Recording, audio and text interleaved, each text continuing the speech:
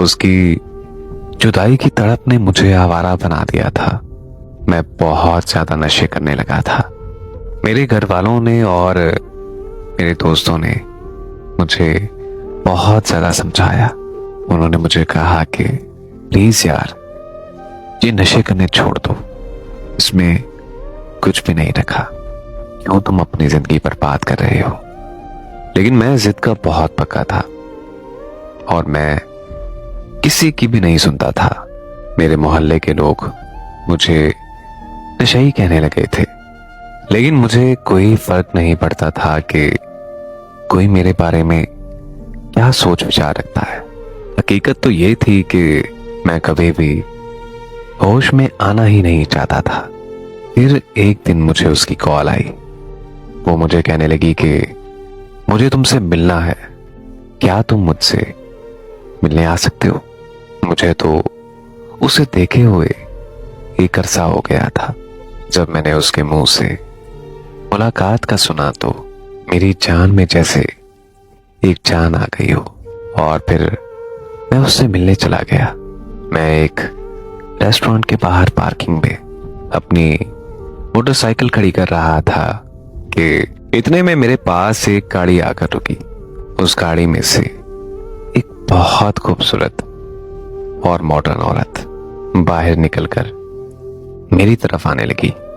जब मैंने उसे गौर से देखा तो पहचाना कि ये तो वही औरत है जिससे मैं बेहद प्यार करता हूं।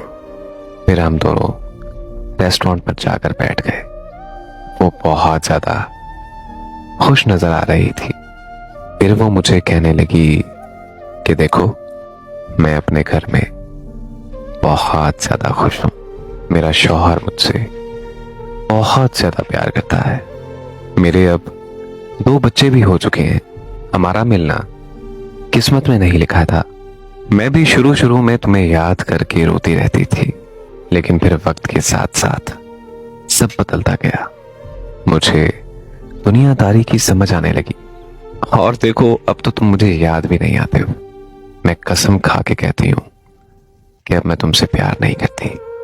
मैं अपने शौहर से और अपने बच्चों से बहुत ज्यादा प्यार करती हूँ, लेकिन जब मैं तुम्हारे बारे में सुनती हूँ तो मुझे बहुत ज्यादा दुख होता है कि तुम मेरे पीछे अपनी जिंदगी खराब कर रहे हो। उस औरत के पीछे अपनी जिंदगी खराब कर रहे हो जो तुम्हारी कभी हो ही नहीं सकती। मैं अब तुम्हारी मिन्नत करती हूँ कि प्लीज अब मुझे भूल जाओ और ये मजनू बनकर रहना छोड़ दो। कोई अच्छी सी लड़की देखकर शादी कर लो। तुम देखना, एक दिन सब कुछ ठीक हो जाएगा।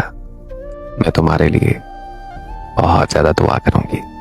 और फिर कहने लगी कि अच्छा, अब मैं चलती हूं, मुझे अपने शौहर को ऑफिस से लेना है। अल्लाह हाफिज, अपना बहुत ज्यादा ख्याल रखना। मैं चुपचाप बस उसे जाता हुआ देखता रहा।